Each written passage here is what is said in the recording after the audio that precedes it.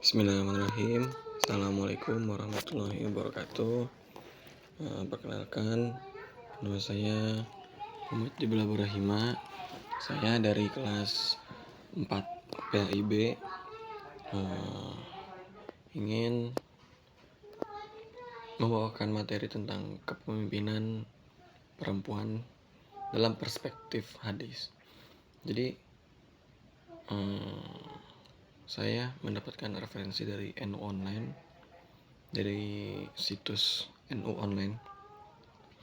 Langsung saja membahas materinya, yaitu saya akan membacakan hadisnya. Ini hadis dari Bukhari. Bismillahirrahmanirrahim.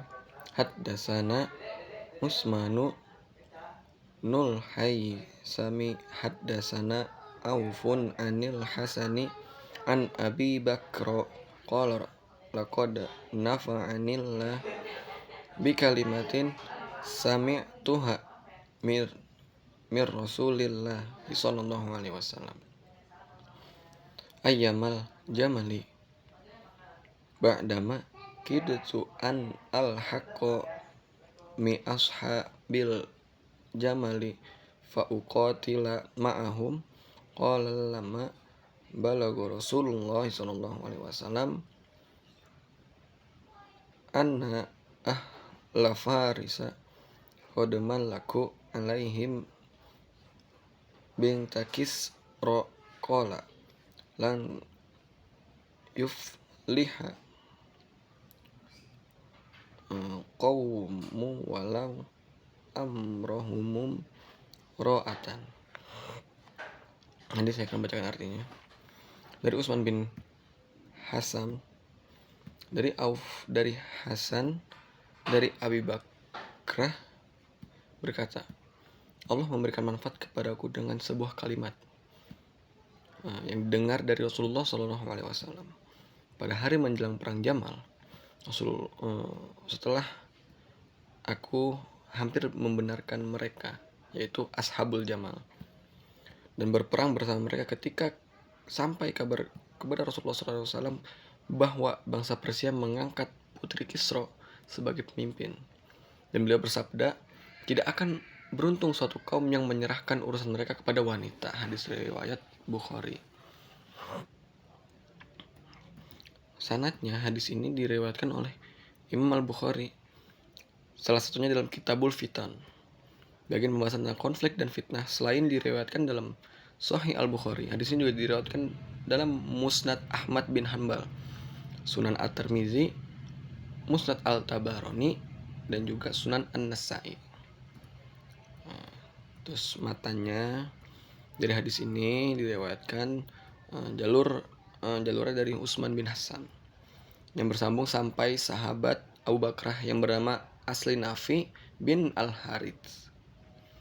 Ada juga jalur periwayatannya yang dimuat oleh Imam Ahmad bin Hanbal dari Muhammad Al-Musamma. Untuk redaksi matanya hadis ini seperti di atas yang tadi saya bacakan. Mayoritas merujuk pada Abu Bakrah. Jadi secara statusnya hadis ini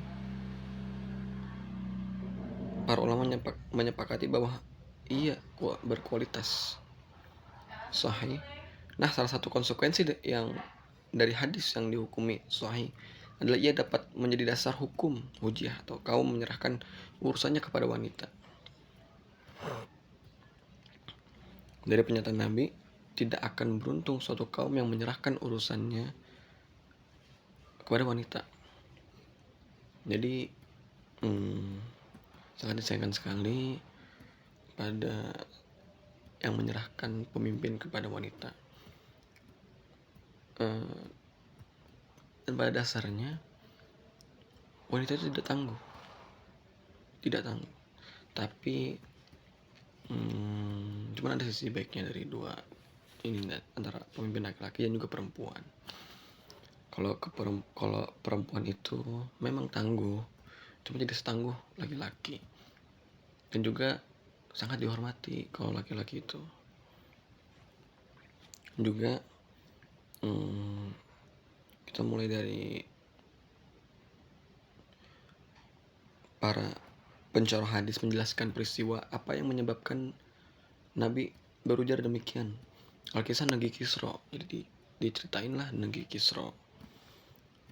Yang Persia memiliki seorang raja yang terbunuh dari konflik internal kerajaannya. Rupanya pembunuh sang raja adalah anak laki-lakinya sendiri. Intrik demi intrik, trik nih, terjadi dalam kerajaan. Dalam singkat cerita, diputuskan untuk mengangkat raja dari anak perempuan sang Raja Kisra. Tapi sayangnya, anak perempuan Kisra ini kurang sukses dalam memimpin kerajaannya. Banyak diskusi tentang sebabnya, ada yang menyebut inkompetensi, tidak berkompetensi.